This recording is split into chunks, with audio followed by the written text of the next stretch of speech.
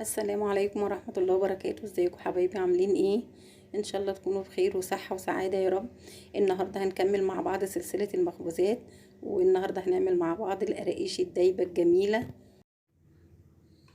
هنقول كل اسرارها وتكاتها ومقاديرنا النهاردة بالكوباية للناس اللي ما عندهاش ميزان. النهاردة القراقيش بتاعتنا عاملينها باللبن عشان تبقى فيها مكمل غذائي. قبل ما نعرف مقاديرنا مع بعض ما تنسوش اللايك والاشتراك وتفعيل الجرس يوصلكم مني كل جديد. ومقاديرنا النهارده كيلو دقيق، كوبايتين سمنه دايبه. مش لازم طبعا تبقى هي سايحه، بس مش لازم تكون سخنه ولا حاجه. عندي كوبايتين لبن، عندي معلقتين سمسم، وعندي معلقه محلب، نص معلقه بيكنج باودر، وعندي معلقتين سكر، ومعلقه، سوري مش معلقه، لا معلقه ونص خميره فوريه.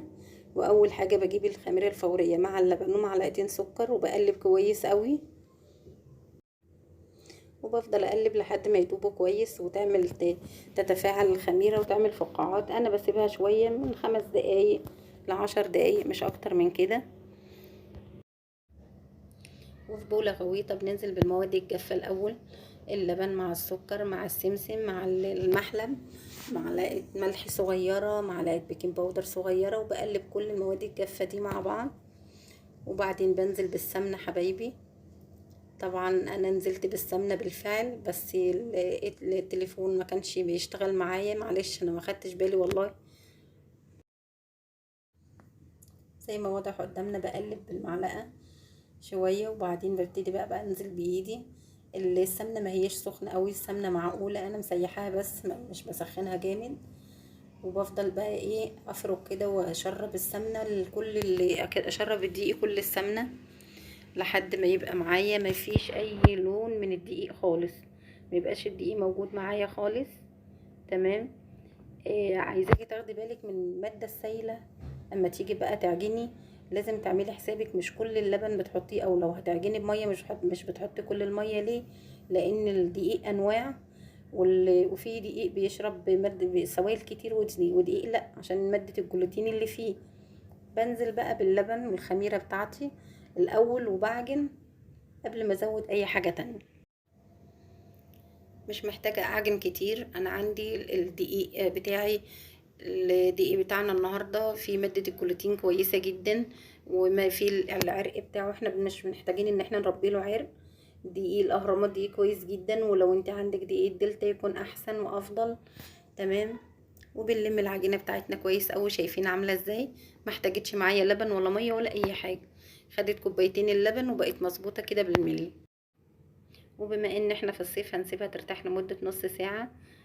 وبعد نص ساعة انا بدهن الصاج بتاعي، بدهنه بمنديل ورقي اللي هي مناديل المطبخ. ليه بقى؟ عشان الصاج ما يتشربش زيت كتير، لو بالفرشة هيبقى فيه زيت ياما. لا، المنديل بيلمع الصاج وفي نفس الوقت بتشرب الزيت تاني. واحنا عندنا العجين بتاعنا اصلا فيه زيوت كفاية وفيه مادة دهنية كفاية جدا. وهناخد العجينة بتاعتنا بعد ما ارتاحت ونفردها كويس. بنفرد العجينة بسمك سنتي ونلفها، بناخد مسافة صباع واحد ونقطع. بتبقى القرقوشة بتاعتنا رفيعة وحلوة وجميلة. وبناخد بقية طبعا العجين بتاعنا ونقطعه بنفس السمك ونفس التقطيع عشان ما تبقاش واحدة كبيرة وواحدة صغيرة، ويبقى كله بنفس الحجم. وبنعمل واحدة تانية مع بعض، نفردها كويس قوي سمك سنتي ونلف ونشيل الزوايد. وبنفس الطريقة بنقطع القراقيش بسمك سنتي واحد، بسمك صباع قصدي واحد، كل القراقيش بمستوى واحد وبحجم واحد، وبالرص في الصاج. ودلوقتي يا حبايبي هنتكلم مع بعض عن البدايل. لو انت ما عندكيش لبن وعايزه تعجني بميه، هتكون الميه دافيه شويه، وهتكون نسبه الميه اقل من اللبن، لان اللبن دسم طبعا وبيعلي ماده الجلوتين في الدقيق. لكن الميه بترفع ماده الجلوتين، بتنزل ماده الجلوتين في الدقيق، فبنقلل من الميه شويه. تمام. لو انتي مش عايزه تعجني بخميره فوريه هتعجني طبعا بالخميره البيره.